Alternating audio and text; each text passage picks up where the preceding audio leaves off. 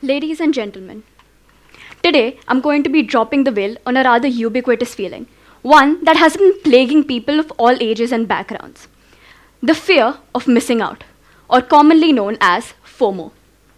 This particular emotion emanates from a sense of inadequacy, where one feels as though they're missing out on something significant, causing an incessant state of anxiety, insecurity, and often discontent. In my case, diseases have eclipsed over me ever since I was a mere 6-month-old infant.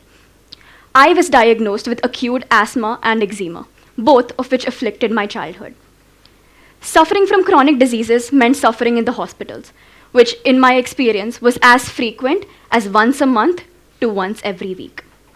The overlapping effect on missing out on the most crucial milestones of my life, which was playing football with my friends, led me to feel a profound sense of isolation.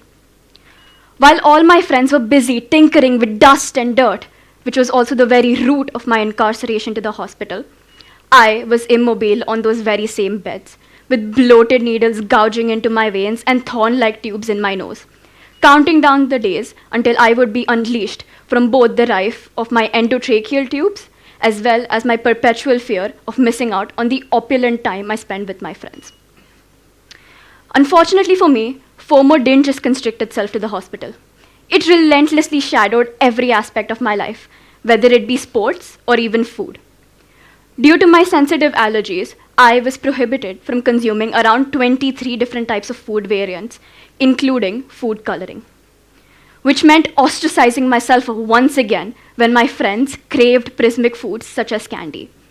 It meant gawking at them with barren eyes and a hollow heart whilst they consumed the forbidden candies. So, how did I overcome it? To be quite honest with you, I'm not sure one can fully render it to ashes, let alone overnight. Personally, the seeds are far too deep-rooted in me to pluck them out now. However, learning how to control the way the roots sprout is the key. So, here are a few steps I took in order to reduce my FOMO. Step 1. Set accomplishments you want to achieve. They don't necessarily have to be too futuristic like becoming a lawyer or a doctor.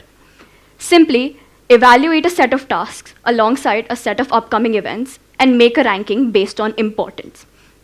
Keeping in mind a balance that satiates both the workaholic side as well as the impulsive and spontaneous side.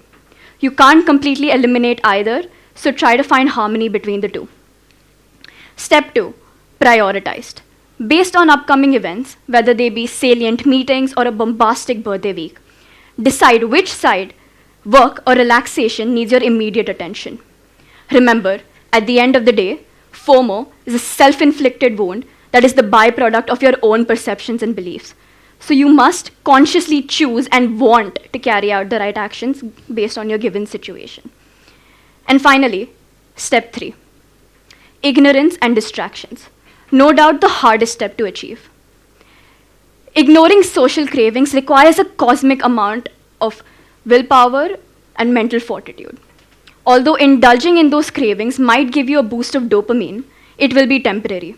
Once that is gone, you will be enveloped in a colossal hole of guilt and anxiety, considering you chose to indulge rather than restrain.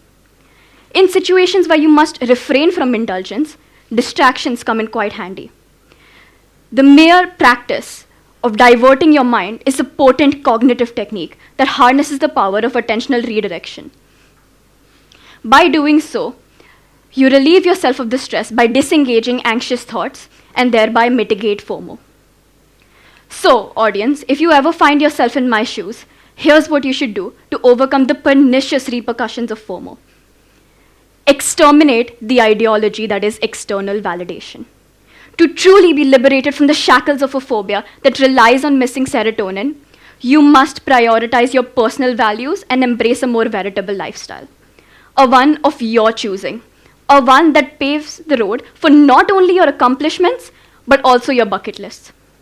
Together, let us vanquish the lure of fear of missing out by reclaiming power over our own minds and souls and seizing every opportunity with determination, resolution, and intention.